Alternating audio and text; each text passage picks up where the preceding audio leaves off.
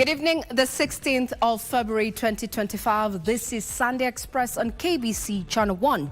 Now, according to Raila Odinga, no one is to blame for the fact that he, representing Kenya, missed the much highly contested AUC chairmanship position. But what does this mean for the local political scene? This is a developing turn of events that we're going to be keeping tabs on that. But before that, let us have a look at what has been making headlines in the last several hours or so. We don't want to procrastinate. We are not bitter. We are a Kenyan nation, a member of the AU, participating in the process. Standing tall, Prime Cabinet Secretary Musalia Mudavadi says Kenya's diplomatic standing remains solid despite the AUC loss.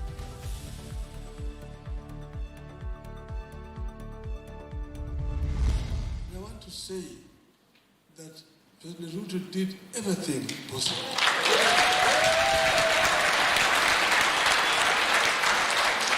Support this campaign. They gave me all the logistical support that we needed. No blame game. Kenya's AUC chairmanship candidate Raila Odinga says he's content with what happened in Addis.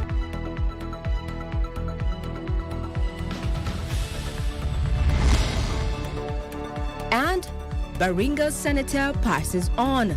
President William Ruto leads the country in mourning William Cheptumo, who died Saturday evening.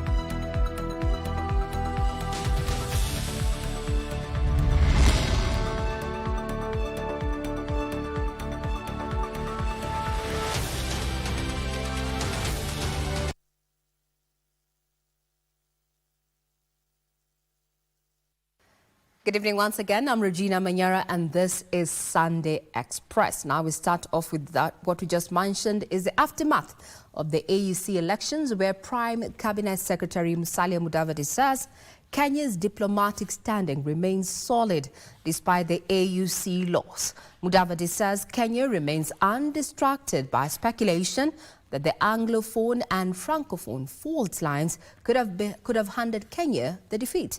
Despite widespread lobbying by the government, Kenya's candidate Raila Odinga lost to Djibouti's Mohamed Ali Yusuf in a closely contested Saturday vote in Addis Ababa, Ethiopia.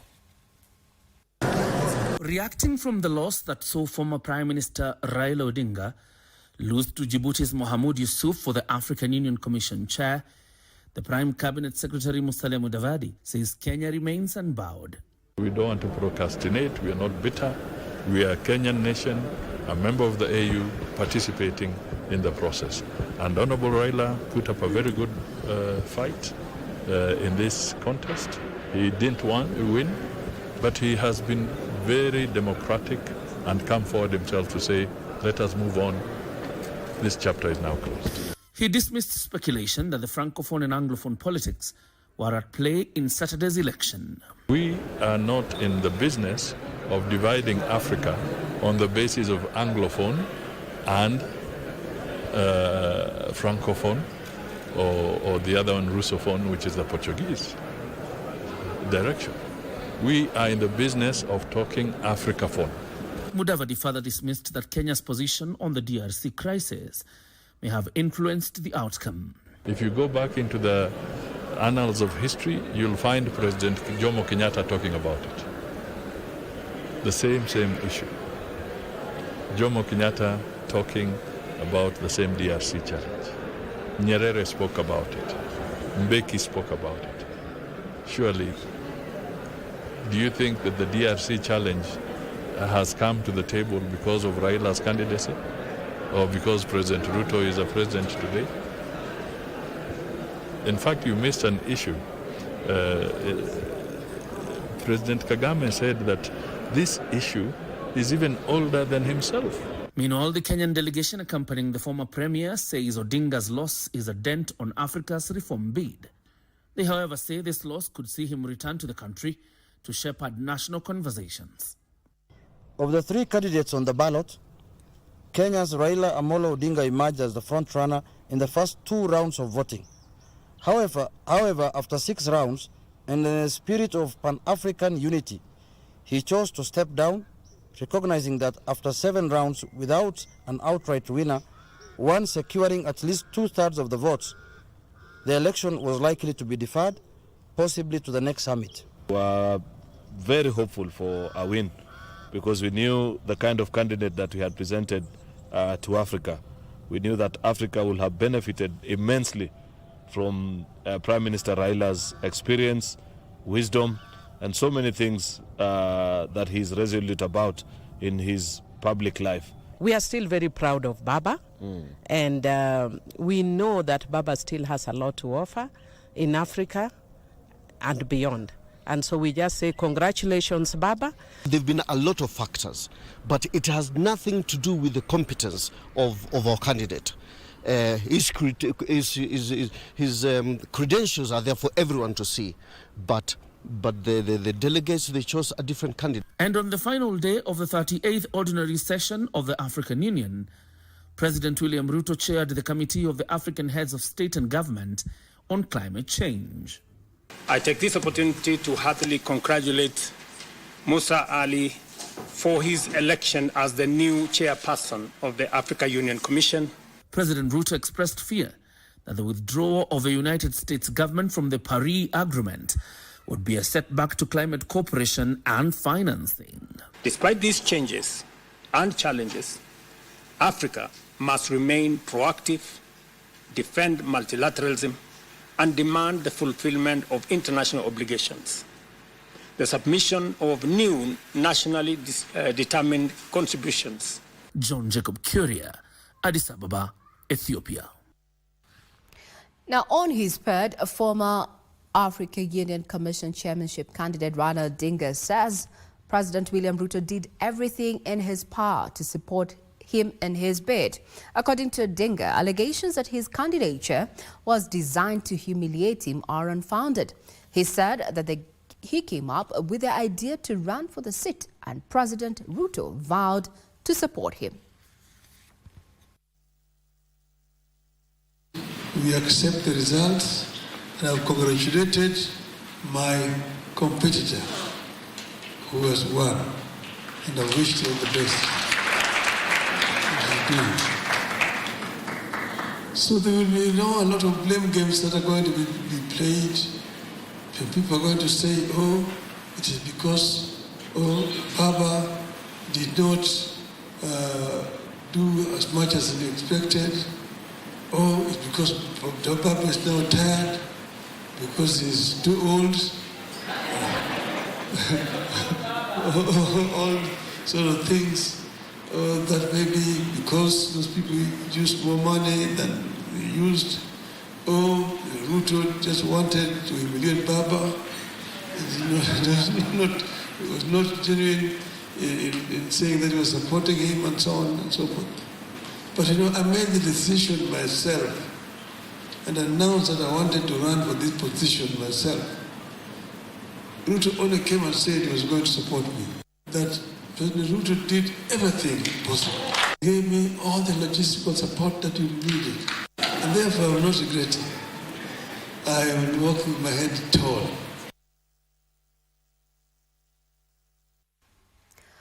President William Ruto is challenging the global community to unite in combating a climate crisis, warning that its continued effects pose existential threat to humanity.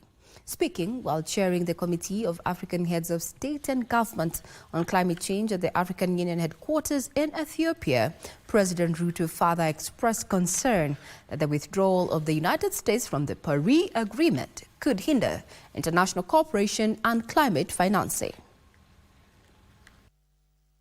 A day after the end of the election of the Africa Union Commission chairperson in Addis Ababa, Ethiopia, President William Ruto was on Sunday morning the host of a summit of the Committee of African Heads of State and Government on Climate Change at the Africa Union headquarters. Addressing delegates at the meeting, the president lauded the Africa Continental Free Trade Area Secretariat for agreeing to support the implementation of the Africa Green Industrialization Initiative. Allow me also to commend the government of Tanzania for successfully hosting Mission 300 event in Dar es Salaam last month. This initiative aims to accelerate Africa's energy access by 2030, and I urge this forum to endorse its outcome. He, however, emphasized that the climate summit crisis continues to pose an existential threat to humanity, urging the global community to unite in combating the challenge. The president also faulted the withdrawal of the United States from the Paris Agreement. The withdrawal of the United States from the Paris Agreement and the rise of far-right leadership in key economies could prove a major obstacle to climate cooperation and financing. Moreover, 2024 was the first year the world breached the 1.5 degrees Celsius threshold, a stark warning with unpredictable consequences. Meanwhile, President Ruto confirmed Kenya's readiness to host the second biannual African Climate Summit later this year. If there is a country that is willing to host, it is okay with us. If there is none, Kenya will be happy to host the second Africa Climate Summit. Joseph Ohungu for Sunday Express. Back home, Deputy President Professor Kithure Kindiki says Kenya came out stronger despite losing the Africa Union Commission chairmanship to Djibouti's Mohamed Ali Yusuf. Speaking during the installation and induction ceremony of Reverend Stephen Manyara, the Bishop-elect of the Methodist Church of Kenya, Nkobo Synod in Meru County, Kindiki noted that the county gained over 20 allies in the continent who voted in favor of Kenya's candidate in the AUC.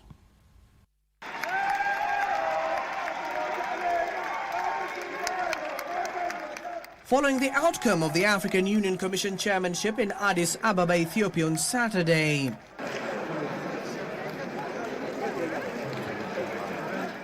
leaders in the country continue to weigh in on the outcome that saw Kenya lose the African Union Commission chairmanship to Djibouti's Mohamed Ali Yusuf. Deputy President Professor Kithure Kindiki, leading the charge, noted that the outcome made Kenya even stronger. And even if we do not succeed, I think we came out strongly because we got the support of over 20 African nations, 20 African presidents. More than 20 actually voted for our candidate.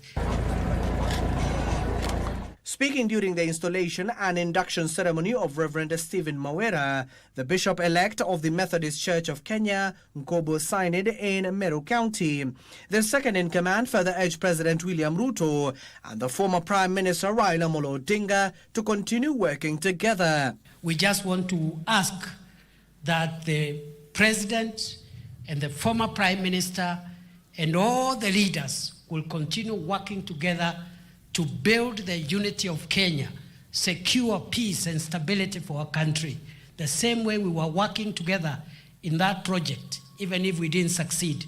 Meanwhile, Kindiki has called the leaders from the region for a developmental meeting on Tuesday to discuss the progress of projects within the region. Ambayo yalikuwa yamekwama kidogo, barabara zingine zilikuwa zimekwama, miradi ya maji ilikuwa imekwama, lakini uchumi sasa umeanza kuimarika, and I want to promise you we will revive all the stalled projects in Meru County. Abdiaziz Hashim for Sunday Express. Still on reacts from the African Union Championship elections, where Wiper Party leader Kalonzo Musyoka claims that Kenya's position on the Democratic Republic of Congo conflict might have played a role in the African Union Championship outcome. Kalonzo, who spoke during a church service, claims regional politics had a hand in Saturday's AUC election. Khalid Abdudai reports. After Raila Odinga lost his bid for the African Union Commission top seat, Wiper Party leader Kalonzo Musyoka is now weighing in on the matter. Kalonzo claims regional politics had a hand in the outcome of AUC results. Na pia ikumbukwe vijana wa Gen Z wako na ability ya kulobby, and they lobbied directly. This is the other main reason, and I agree with Mheshimiwa Mulungi, the main reason ingine ndio hiyo. Wewe, Raila was not Raila. He was a candidate of a country called the Republic of Kenya. Sasa watu wanaangalia ile bendera ya Kenya inabebwa pale, ni the same bendera watoto walikuwa wanabeba na chupa ya maji na simu kufanya valid demonstrations. as the official opposition leader. You have been steady, you have been strong, and you have been consistent. We want to thank you for that position. We want to tell him that position is fully occupied. Fully occupied. Meanwhile, Machakos Governor Vinya Ndeti has revisited calls for former Prime Minister Raila Odinga to rally behind Wiper leader Kalonzo Musyoka in his 2027 presidential bid. We are asking our brothers also from the Nyanza region to also be faithful to us and support us, because His Excellency Dr. Stephen Kalonzo Musyoka anaomba kiti ya rais yake. Sini sawa? Aombe naende atafute marafiki wengi wengine huko nje. Atafute marafiki wengi huko, tukuje tushikane ndio tuweze kufanya kazi pamoja. Finally, a section of legislators from Laikipia County have urged their supporters to rally behind the Kenya Kwanza government to attract development in the county. Led by Laikipia East Member of Parliament Mwangi Kiunjuri, the lawmaker said Laikipia still needs government support to develop roads, electrification and water infrastructure. Mimi nataka kuwauliza watu wa Laikipia, tukae ndani ya serikali. Kwanza tuulize serikali tufanyie kazi, na miaka 5 ikiisha tutakuja kuamua kulingana na kasi ya serikali vile tumefanyiwa, sio vile utakuwa umetushoshea na kuleta vitina ndani ya Mount Kenya region. Watu wetu wamesema hawajatosheka na barabara, hawajatosheka na maji, hawajatosheka na stima, hawajatosheka na mashule. Ni vizuri tuseme sisi kama watu wa Laikipia hatubanduki kwa serikali, tutapigania watu wetu. Ile kura walipeana, ni vizuri waone kazi yake na waweze kusaidika. The MPs were speaking at Muhotetu AIPCA Church in Mutanga Town, Laikipia West constituency, where they delivered a 14-seater van promised to the church's mother council by the president in the past. Now, as we take a quick break, here is a fact. According to the latest report, it indicates that individuals in Kenya on average spend around 3 hours 48 minutes on social media. That includes minors. And the question tonight on Sunday Express is, how safe are children while surfing online? That's a conversation we're going to be having, and my guest is already in studio. That is Hannington Mwenda, a technology development lead at Save the Children Kenya. Let's keep it right here and participate in this particular conversation. We'll be back.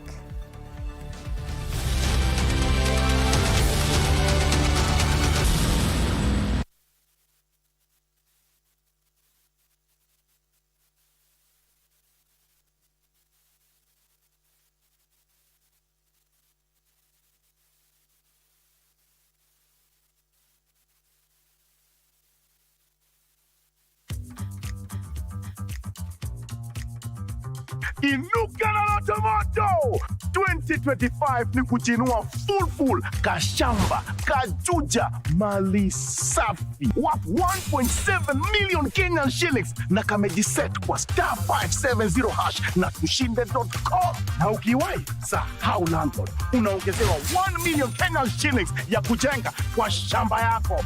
Sema kuinuka na bado kuna nini hiyo side nyingine? Hapa ndio mwisho. Weekly draw ya chapa bado iko na zawadi pia ni za kukuinua. Iko Probox new model moja ya kipekee tayari kukuserve kwa biashara yako ya 2025.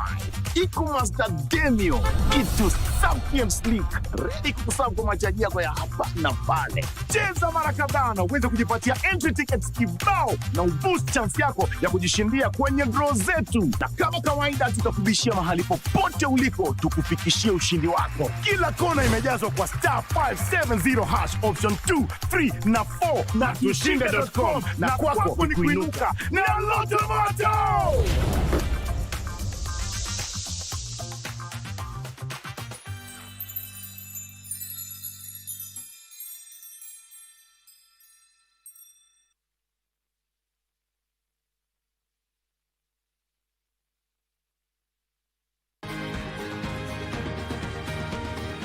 Wellness is important in our daily lives, so that instead of just surviving, we should be thriving. Ways to prevent a stroke or heart attack is for you to know what conditions you have by regular checkup. People don't know they have hypertension. They don't know they have diabetes. I was pre-diabetic. I was afraid of getting lifestyle diseases because I come from a family that has lifestyle diseases. How do you know if your cough is due to a serious condition? We'll have some answers. Stay well and strive to make every day a healthy day.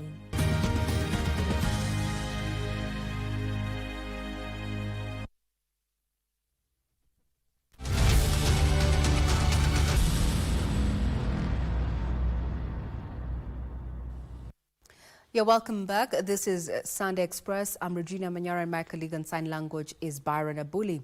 Now to some rather sad news is that Baringa Senator William Cheptumo has passed away following an illness. Senator Cheptumo, who was aged 57, was a lawyer by profession and had served as Member of Parliament for Baringa North and a senator at the Senate after the 2022 general election. Cheptumo passed away at the Nairobi hospital where he was undergoing treatment.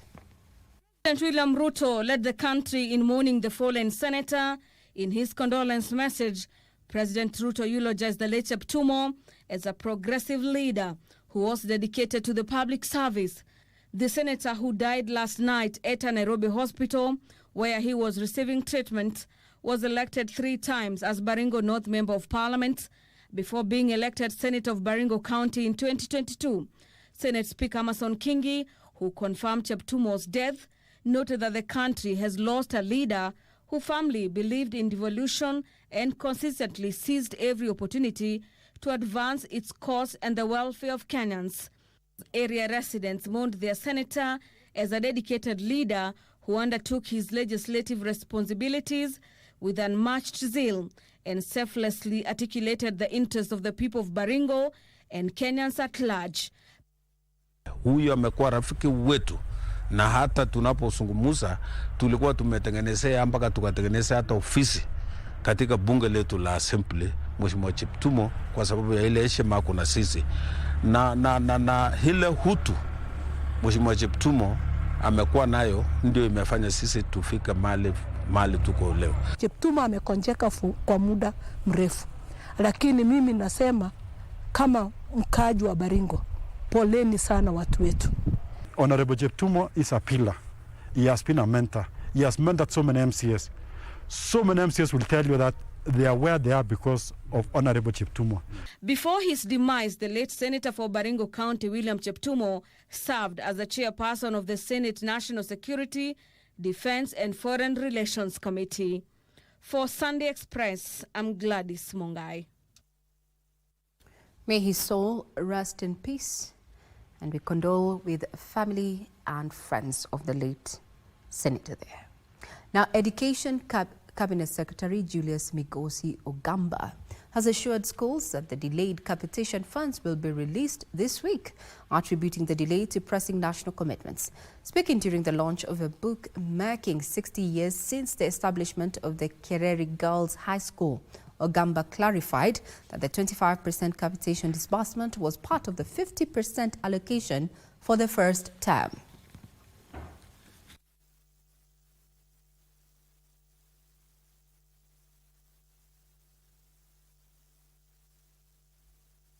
For this financial year, distributed in 50%, 30% and 20% ratio for the 3 terms. His comments come amid concerns from school principals regarding inadequate allocations. Capitation for schools is released on a 50-30-20 percentage. First term 50%, second term 30%, and third term 20%. Of the 50% that was supposed to be released this term, for secondary schools, we've released 25% of that portion. So there's another 14 or 15 billion that is pending, and that figure is going to be released next week to the teachers. So they do not need to worry because the government in the first term is normally a bit tricky because of the many commitments that the government has, and because of that, we were able only to release it in bits. We first released 19 billion, then we released 14 billion, and another 14 billion is going to be released this coming week.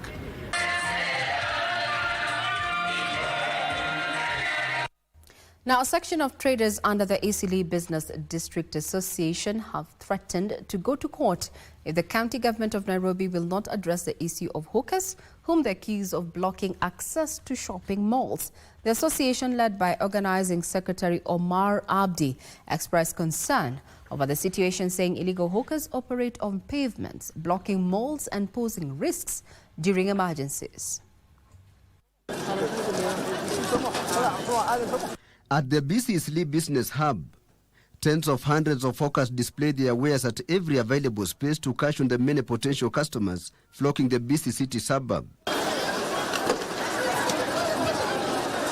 But the trainers raised concern among the business community in the area. The traders, through the Eastleigh Business District Association, lament facing challenges of access to malls due to hawkers who have taken over almost every pavement and walkways. Kindly, the way you have cleaned the town recently, kindly come and clear up this road and open for businesses. These malls are legally registered, doing business. All these shop owners are buying the goods from outside. Unajua kila mtu analipa rent na si rent peke yake, analipa rent plus ushuru ya serikali. Mtu analipa ushuru ya serikali na bado yeye pia analipa TOT, VAT na analipa license tena ya duka. The association has threatened to take legal action if the county government will not address the menace. Consisting of 18 to 22 malls, which consist of over 5,200 shops, are affected businesses along this road, whereby the shoppers cannot come in or go out of their place freely. Otherwise, we're going to court. These 25 malls, which have got 5,200 shops, are going to court very soon. Traders say the situation poses safety risk during emergencies. Hiyo malalamishi tumepeleka kila mali na kila ofisi. Kulingana na sisi tumeandika barua kadhaa ya signatures ya mall owners na mall managers both, tukishikamana na wale wauzaji wa hizi business community. Na mpaka sasa hatupati majibu. We wrote several complaints to the county government, to the secretary, the CS. They have all complaints. The 22 shopping mall have all those signatories. We signed the complaint, and it is in that governor's office. They are now appealing to Governor Johnson Sakaja to also address the issue of human and traffic congestion in the area.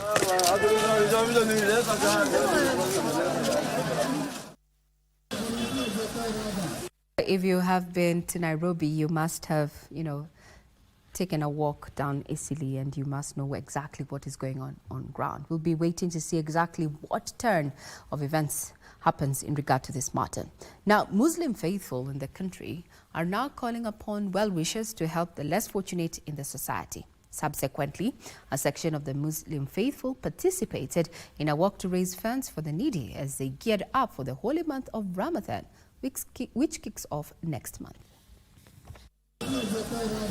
From Nairobi's Kilimani area to Eastleigh High School, this group of Muslim faithful embarked on an iftar walk covering roughly 10 kilometers or so.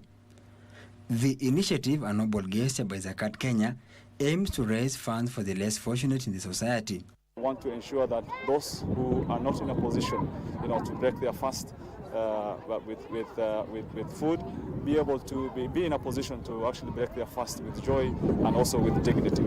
This year's target being over 5,000 families, the participants have called upon well-wishers to come in hand. 5,000 families who are destitute, or rather, I don't want to use the word destitute, but they are lacking in iftar. So we want to provide iftar for them this Ramadan, inshallah, Mungu akipenda. So hiyo ndo changamoto yetu, na hiyo ndo kitu ambayo tunataka kufikisha hii mwezi ya Ramadan. Living in harmony was also underscored during the exercise, with the need of elevating poverty levels in the society taking precedence. The recipients were also called upon to maximize the opportunity ahead of the holy month of Ramadan. Na tuko na wale wagonjwa, watu bedridden, ambapo kwamba hii chakula zakati inapokuja huwa tunawapelekea na watapata kufunga Ramadhani yao vizuri bila wasiwasi, kwa sababu ile mapato wanapata ni kidogo na haiwezi ikawakimu kujisimamia Ramadhani yote. At least 19 million shillings were raised during the procession. Parsai Frederick, Sunday Express. The body of an unknown man has been recovered in a maize plantation along the Maragua-Murang'a Road in Murang'a County. The residents believe the man was murdered at a different location and then his body transported to the scene.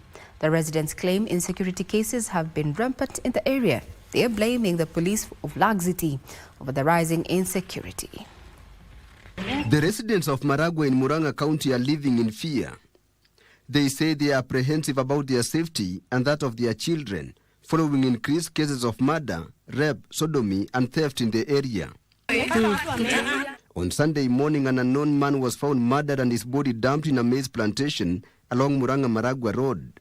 Tumepata mzee ameuliwa mali karibu na residential mali watu wanakaa, na ni siku tu mbili after siku mbili tatu after mtoto alirepiwa. Mama tumesimama na yeye hapa, mtoto wake alichinjwa 2 months ago. Tumepata mtu ameuliwa hapa Sofra Highway, like a half kilometer, ameuliwa na hajajulikana. The horrific incident comes just a few days after a 3.5-year-old Elizabeth Wamaitha was defiled and brutally murdered by unknown people, with a post-mortem report indicating she was hit on the head with a blunt object and died instantly.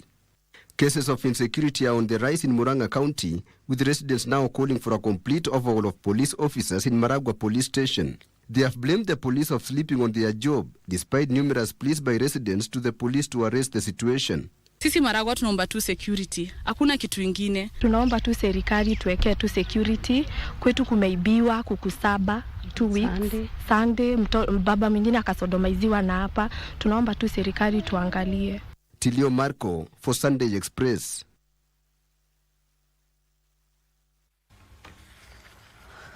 Well, now a Chinese investor in Kenya is seeking justice following a business deal that went sour. Gui Panpan claims she was conned by a Kenyan in a business involving the export of goat meat to Saudi Arabia. The Chinese national says she has been sending money to the local business partner, Beatrice Mwanza, only to find out that she neither purchased nor shipped the meat to Saudi Arabia. It is for this reason that she's calling upon the Kenyan authorities to intervene in the matter. She faked the air cargo center, the paper from air cargo center. You know, she said we send this by air, but she faked that paper, and she faked the sea paper by from Musk shipping line. She faked the transaction from Dubai. We have some WhatsApp group. We have 2 WhatsApp group with the 2 Dubai clients inside. One is like get order by air, one is get order by sea. I talk pages with the client, all faked. We just need our money back. We want to do some genuine business, hard work, genuine business. I've never dealt with fraudsters before or criminals like this.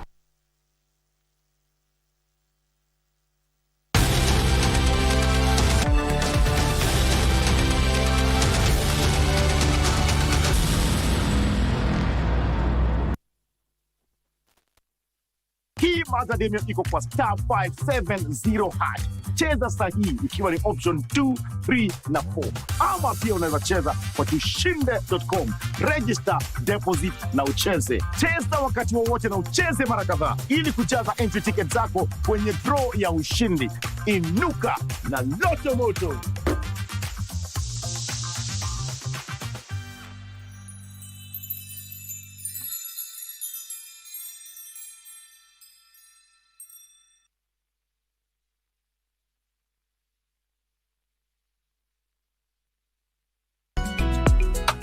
Mambo gani haya? Mambo kama mtu mfupi kama kitunguu. Anaona round, muangalie. Sasa huyu amenitoa kwa samba kuja kunitrip na naniweka alafu kuna watu. Umakasereka? Chega, no, stakabadhi ya kupita kwa airport kama una travel. Sema turubena nyakiradio. Luvena. Nyakiradio. Nyakilalo. Kabisa, sasa mimi nataka ile nguo. Ukishaivaa, nataka na kurekodi kwa video napiga Vivian, sio na the concern. Wajui eh? Sorry gani wewe na nyatia natoka kama na nyemelea. Nene.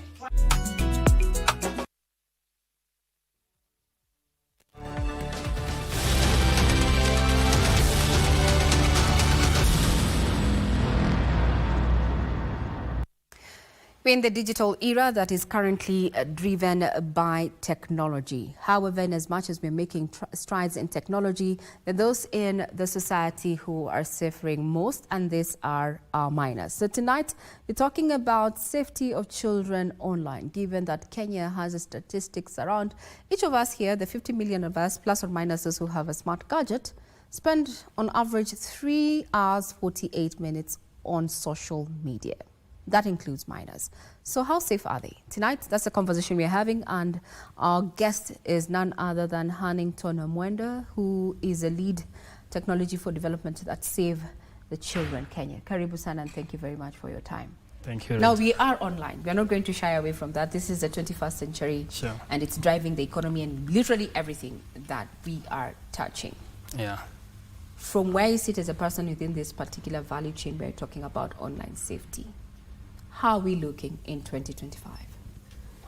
Well, in 2025, the challenge is actually bigger, the solutions are bigger, and the space has grown. So, first of all, we have 1.5 billion cyber threats in the last 6 months alone. So that tells you the scope is magnanimous, and about 33% of children right now can be able to access a digital gadget. Yes. So be it with their parents, be it with public.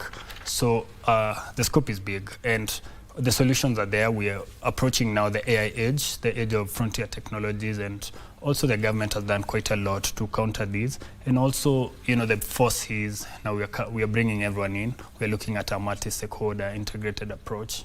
Mm-hmm. Yeah. So we have bigger challenges, but better solutions. So sure.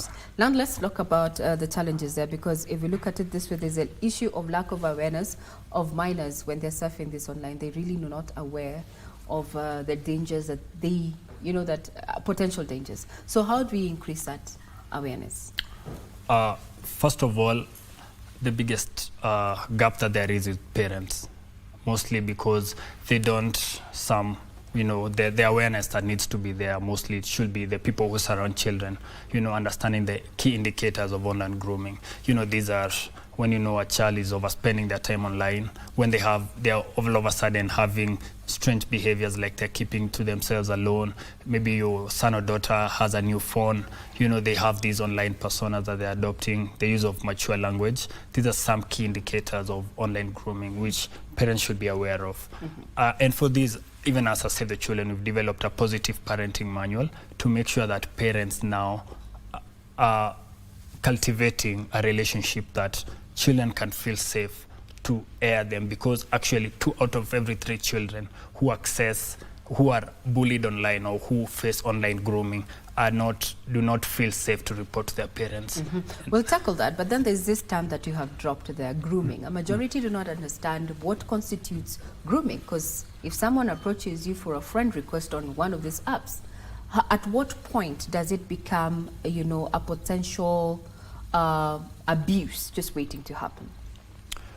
Yeah, thank you for that one. So first of all, online grooming is a subset of, you know, online safety, and it mainly involves where you find there's a request for photos, there's a request for information. There's also people sharing online. People, you know, they might be friends or not, but online people just sharing, you know, photos that are inappropriate. They're sharing content that is inappropriate, and also they're channeling the direction towards, you know, cyberbullying. They are comparing online personas to children, putting up a standard that children should be able to follow, of beauty, of even moral cadence and such things. Mm-hmm. Yeah, that mainly constitutes online grooming. Yeah. So why is it more pervasive among minors, and why is it, you know, a dangerous form of abuse? Thank you for that question. First of all, we need to understand how children interact with the internet. So as per our digital cybercrime and also the Children's Act of 2018, children are not consensual. They are not able to report by their own. They are not even able to buy gadgets by their own.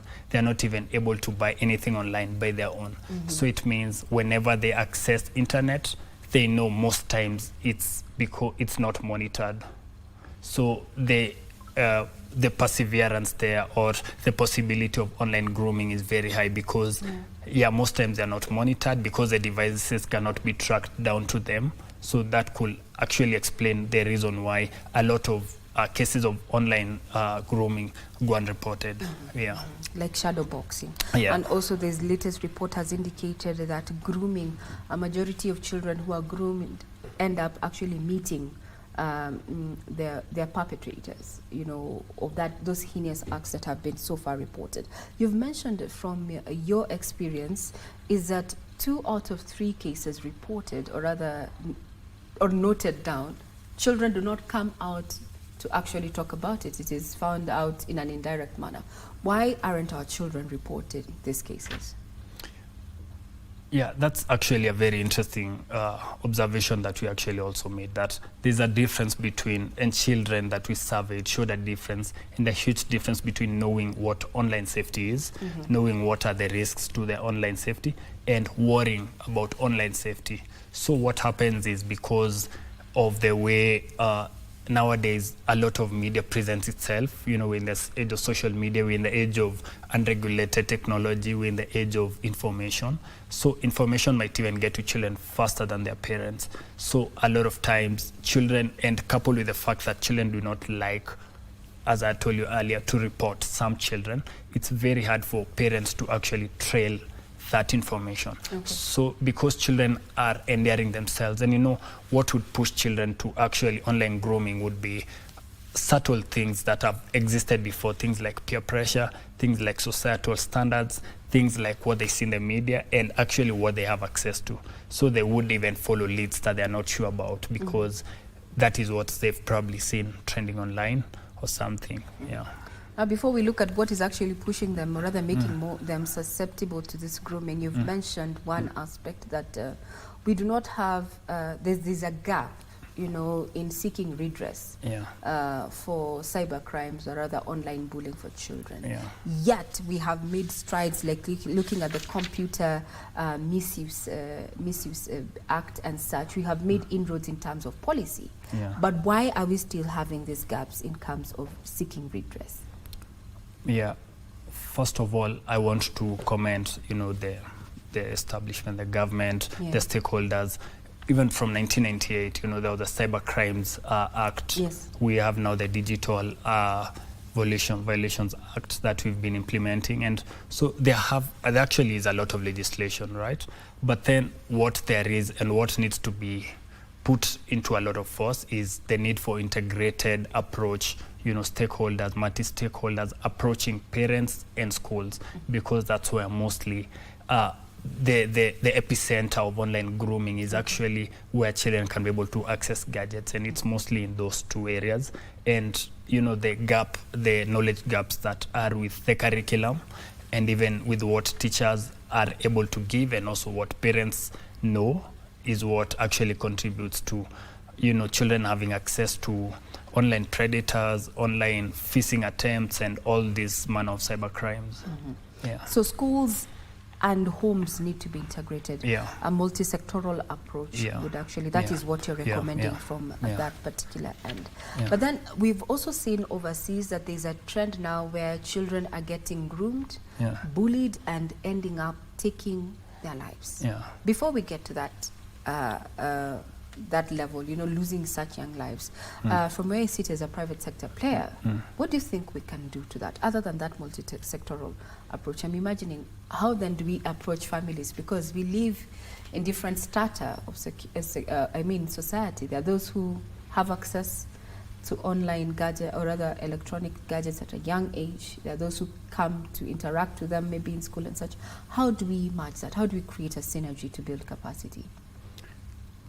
Thank you. And it's actually good that you've noted that the trends are very worrying, and they're actually zeroing in on us. You know, Kenya, Africa, everything that's happening, and now technology is pouring into us. And from where we look at it as a development sector, as Save the Children, it's that we need to place the child at the center and draw out concentric circles, identify the key players around the child. Where does the child get to interact the most? Where are the forces that actually the child can be vulnerable to the most? And where would a child actually report such instances before? Actually, we've noted that the police, for example, there's children officers from the Directorate of Children Services. That would be one area. We also have toll-free numbers that we have actually identified that children can actually report to, but also educating a lot of the people that surround children, including caregivers at home, about at a very tender age, at a very young age, about what content should actually be put out there for children, and even enforcing the frameworks that we actually have in these policies, so that children, can be able to get much more guided because of the people around them. So we have one of our viewers who we posed this question to, what they think needs to be done to ensure online safety. And they said that we need to introduce a regulation that limits the age to access of the internet to the age of 18 when a child is an adult. What do you think about that? Radical, yes, but would it, what do you think? Just your opinion. It's just someone who's shared their opinion. Is that an option that we can explore? Well, I would be afraid to say that the ship has sailed. The internet offers way more advantages than its disadvantages. So it's like saying we need to make horses faster, we don't need cars because they cause accidents. Yes. What we need is proper enforcement of regulation, because regulation is there. There are a lot of frameworks, and especially what we need to do is to have a multi-sectoral approach. Everyone needs to take responsibility of children's safety, be it parents, be it caregivers, be it teachers, be it the government, be it the private sector, be it technology players. Everyone needs to take a part, and that part needs to be documented, and everyone needs to be taken to task. So basically, if everyone really does their job, we think really that we can actually tackle this issue of online safety, or even at least reduce it to, cases that we can actually are not actually fatal or really bad. What advice would you give a guardian or a parent who is watching? They do an 8 to 5. They're not always there with their child, but their child has access to a smart gadget, maybe a cell phone, a tablet, a television. What would you tell them, in terms of, we call it online hygiene? Online hygiene. Yes, online hygiene. Thank you. First of all is understand what your child does with the gadget, all right? Number 2 is make sure that you measure the times that they're online. Make sure that you say you can be online for 2 hours a day. That's enough for you. And in those 2 hours, make sure that the child is actually engaged in positive things that you can actually track. You can install an antivirus that actually trails all those sites to know where your child has gone, and you can take them to account. Number 3, educate yourself on the risks that are actually there online. It could look like a safe site, but it is embedded with links and sites. So you need to understand where exactly is my child going and what do I need to do. Number 4, and very key, is make sure that you are actually friends with the child, so that your child feels free to report to you, hi mom, hi dad, I'm having, this person is talking to me about XYZ, which is not something I would like to engage with, or it's not something that we've learned that is good. So those are 4 key pillars that really should guide parents on how to approach this thing. Yeah. Now, the latest report that I have come across indicates that Nairobi, Kisumu, and Kilifi are have the highest burden of online child sexual exploitation. In your expert opinion, why would this counties be leading in this? So, first of all, online safety is just an extension of other safety mechanisms, and so the risks that would apply would be the same. So if you would actually follow a kidnapper from an online site, it means that there could be other kidnappers around who are actually not leveraging online tools to do such. The other factor could be internet penetration. Those are cities where internet is very readily available, and there is up to 22% of children who access the internet through public spaces, think cyber cafes, think school, computer labs, all these places. So the prevalence of them also accessing online grooming in these areas is also very big. Number 3 could also be because of, and it's something that you should tackle, there is probably limited knowledge of parents about the dangers of online safety, and the manuals that you're printing, the main area that we want to go into is bit-sized knowledge, where we send parents small-time messaging and videos about how to protect their children online, and especially in those areas and in the languages they can be able to understand. Yeah. Very well said. Now, we've seen various countries, even in Europe, and especially in Europe, that have taken or rather adopted the 4 C's of online safety. Is this a methodology? Maybe unpack the 4 C's of online safety and see if we can borrow some of that to ensure that our children are safe. Yeah, so the online, the 4 C's. The 4 C's. The 4 C's, thank you. So the key 4 C, the first C is contact. So who do these kids contact online? Who do they talk to? That is something that needs to be looked at a big time. And the second C is commerce. So what the advertisements that come online, the things that people push online, the producers, the embedded advertisements, what do they talk about? We also have conduct. How do children conduct themselves online? What are they looking at most times? Probably how are their behavior after accessing online sites?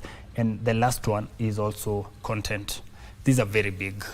Content is king everywhere. People are using content to make a lot of money. Yeah.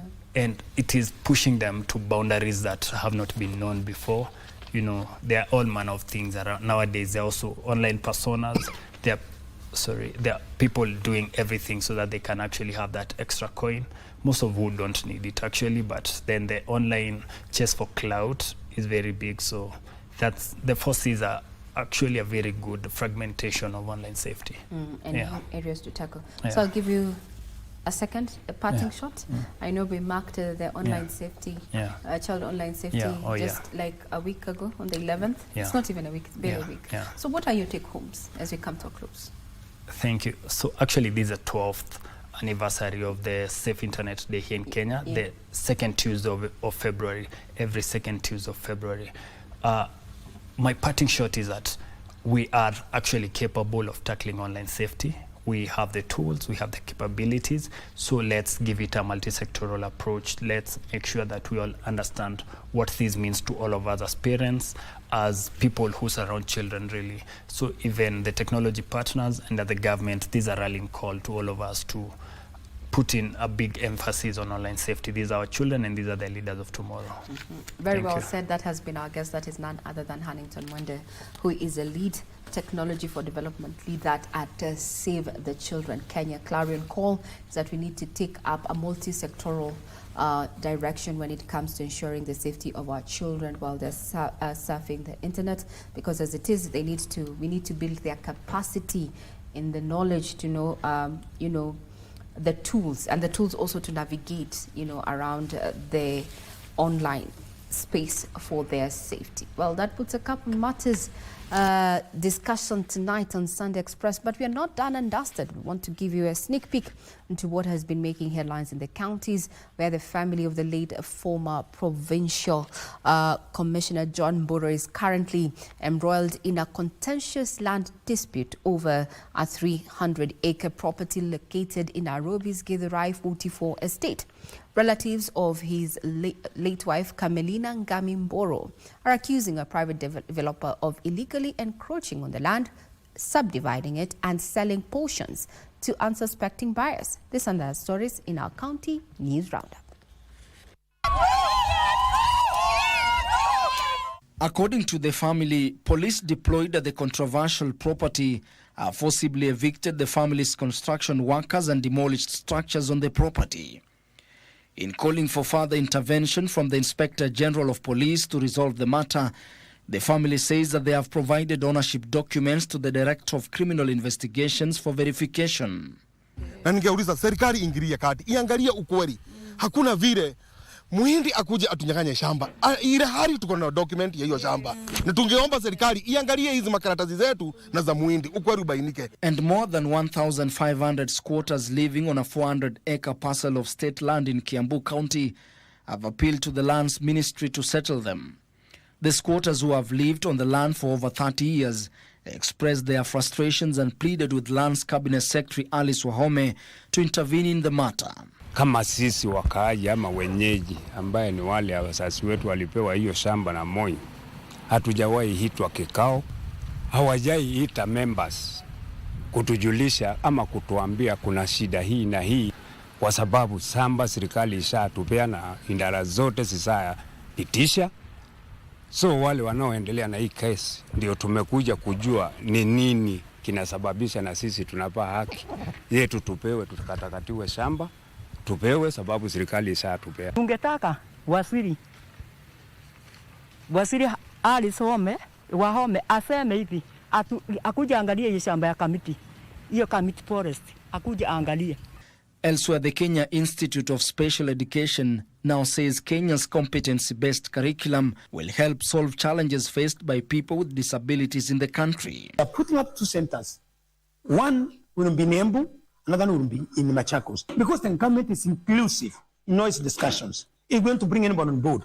So when we have a facility like this one, where more children who are hidden, because there are still others who are hidden, are going to be fished out, and they are going to be assessed and placed in our schools, it is going to be a plus. Meanwhile, the United Democratic Alliance chapter in Kitui has hailed President William Ruto's decision to host this year's Madaraka Day celebrations in the region come June. Kwanza kuambia rais wetu ni asante kubwa kwa kuchagua Kitui kama mahali ambapo atafanyia sherehe hizi za mwaka huu. Mr. President, tutumia hawa appointees hapa kwa ground wakuje wa mix na real voters, kwa sababu sisi ndio tumefanya wakuwe appointed pale juu. And Lake Victoria Waterworks Development Agency Chairperson Odoyo Widi has raised concerns over the conduct of Homa Bay County enforcement officers, alleging that they are being used to instigate chaos in public gatherings. You cannot employ people for the sole purpose of causing mayhem in the county. So we must tell the governor, he has to recall all the enforcement officers and go back and vet them one more time.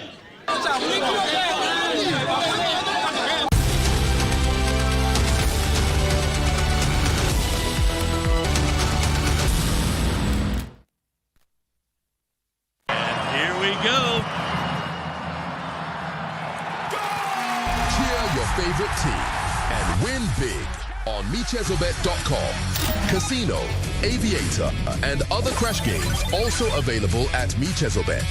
Sign up today. This message has been approved by BCLB license number 664. Gambling can be addictive. Play responsibly. Terms and conditions apply. Got the fear of missing out?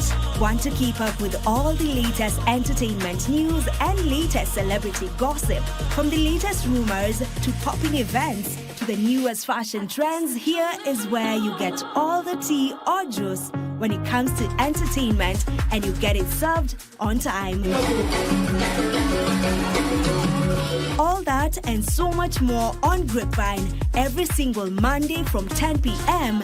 and a rerun every Tuesday from 2 p.m. only on KBC Channel 1. Remember, if you did not see it on Grapevine, then it most probably never happened.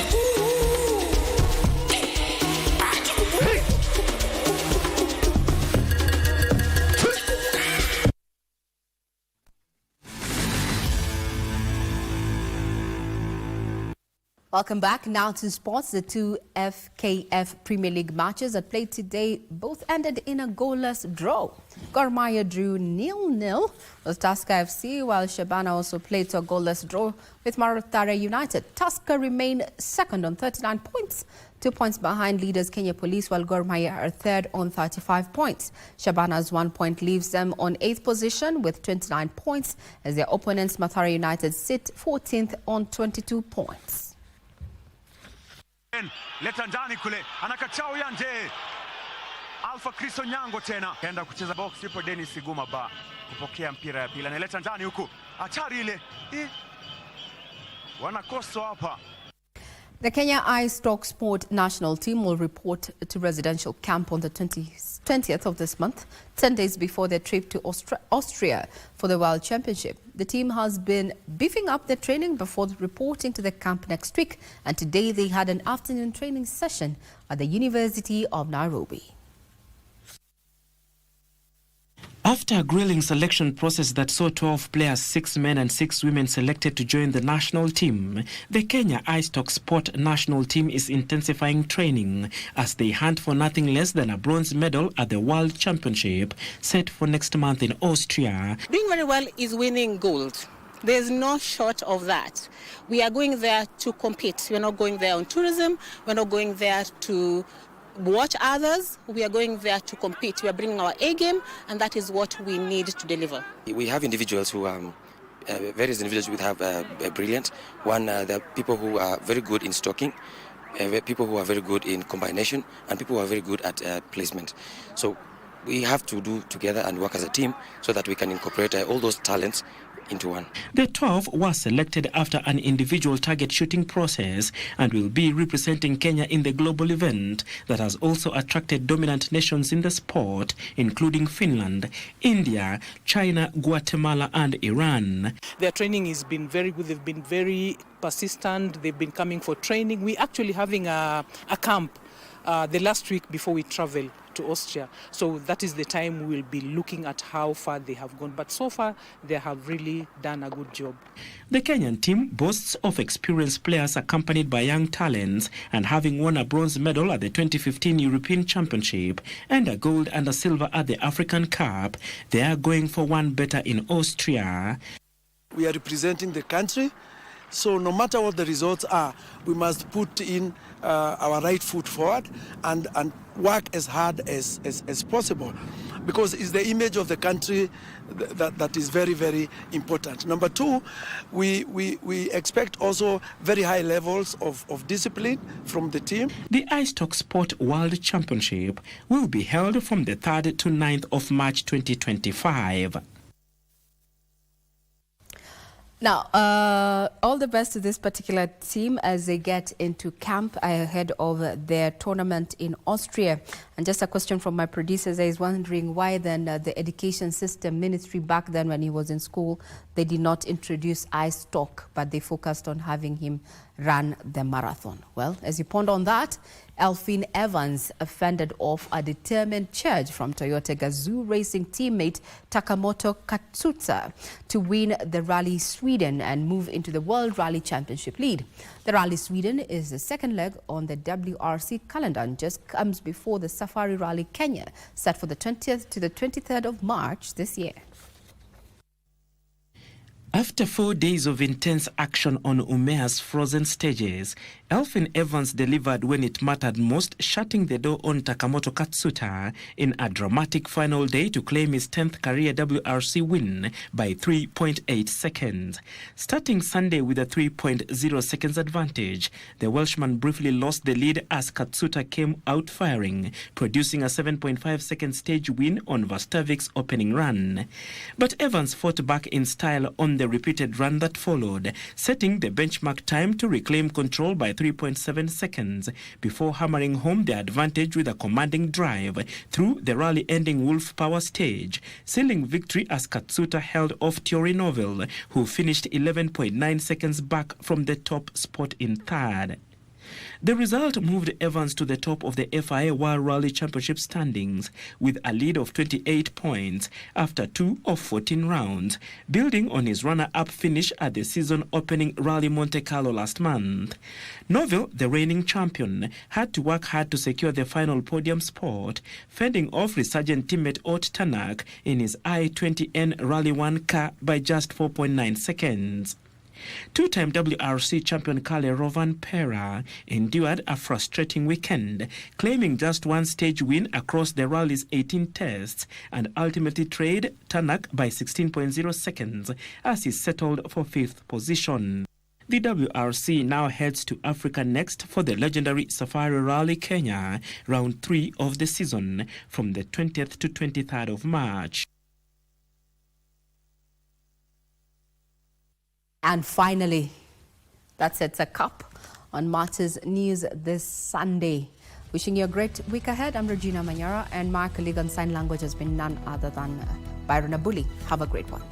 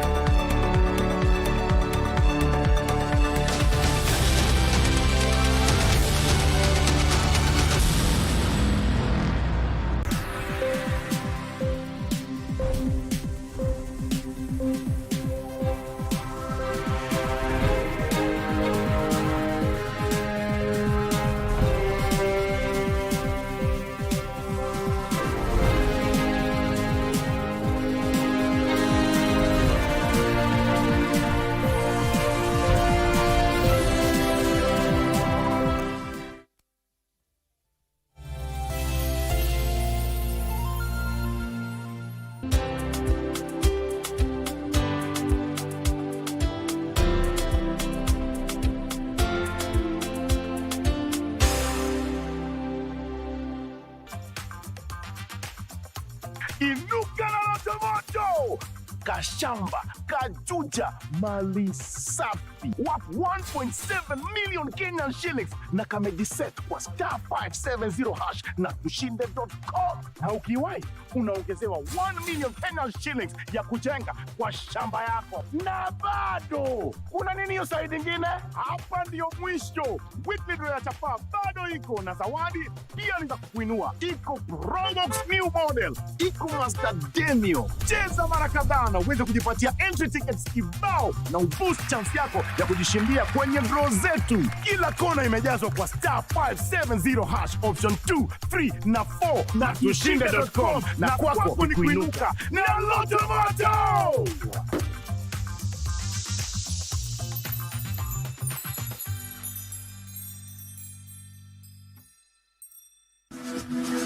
Got the fear of missing out? Want to keep up with all the latest entertainment news and latest celebrity gossip? From the latest rumors to popping events to the newest fashion trends, here is where you get all the tea or juice when it comes to entertainment, and you get it served on time. All that and so much more on Grapevine every single Monday from 10 p.m. and a rerun every Tuesday from 2 p.m. only on KBC Channel 1. Remember, if you did not see it on Grapevine, then it most probably never happened.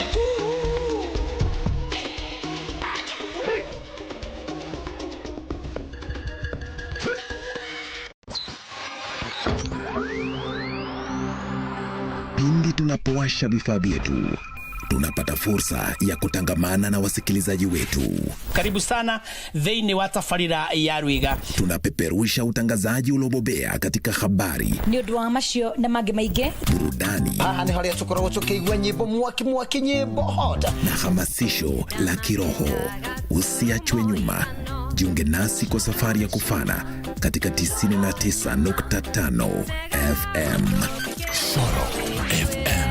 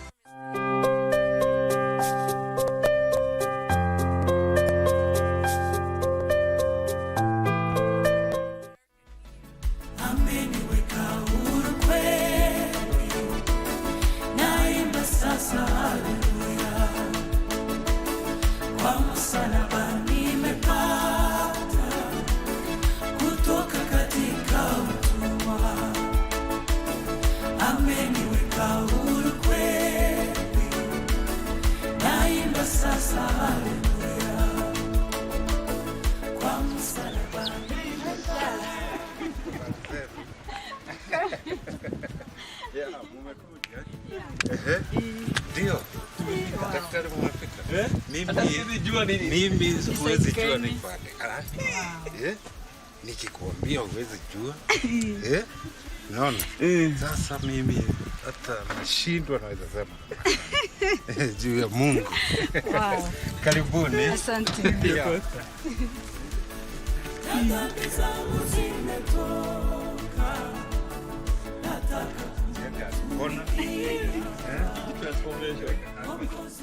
Hello good people, this is Save Life. Tuzidi kubadilisha maisha Kenya nzima.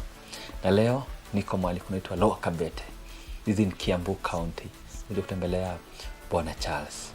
Bwana Charles Kiari. It has been a journey na God has been faithful. Mimi nimemuona nikashangaa. Nimemuona nilikuwa kwa gari nikamuona kwanza. Kushuka kumwangalia. Hata sijui ilikuwa side gani ilikuwa na timu because ilibadilika kabisa. He looks amazing and this is what Save Life is doing. I'm humbled and this is what motivates me. Gezia regi. Salimia tena. I'm happy. Unajua nimekuangalia, mimi sijajua ni side gani. Hata sasa hizi huwezi mpaka nikuambie. Mpaka nikuambie. Mungu ni mwema. Sababu hata mwema zaidi ya sana. Zaidi. Wow. To be honest, mimi siwezi jua ni saidi gani ilikuwa na timu. Huwezi jua. Looks amazing. Hata mimi mwenyewe saa ingine nasahau ni pande gani. Lazima unashindwa ni saidi gani. Lazima kwanza nifikirie ilikuwa ni pande gani. Mungu ni mwema. Mungu ni mwema. Sometimes I feel like shedding tears because this is amazing. And this is what you are doing. I hope it motivates you as well. You see his pictures before and now. Unajua saa zingine unaangalia picha unaona picha. Unaona picha hiyo. Before. Yeah. Uko na hiyo picha? Niko nayo. Niko nayo hapa. If you see how he was and now, alikuwa na tumor. And God has been faithful. Tulimshika mkono, peleka pale hospitali, tukafanya surgery. Remember coming to see how he's doing. Pale akipona, saizi ako sawa. Unahisi aje sasa? Hata siwezi kueleza. Siwezi. Nashindwa na sasa namna. Sababu hata mimi mwenyewe sijakubali. Ndio mimi nakaa kila saa unaangalia picha. Naangalia hii picha. Naangalia hii. Na ndio siwezi nikaidelete hata mimi. Unaangalia hivi. Hata watoto wasua tunafurahia sana zaidi.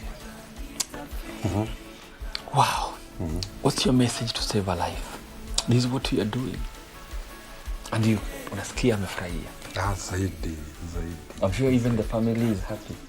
Sana. I'm sure kuna wale watu walikuwa wameona hii hezi pona. Hata mimi mwenyewe nilikuwa nimegive up. Nilikuwa nimeona sasa ningoje tu mpaka wakati nitaondoka kwa hii dunia. Na sasa imepona kabisa na guys. Yaani ikakuwa balance kabisa. Ukiangalia hiyo face. Hii side na hii side huwezi jua ni side gani.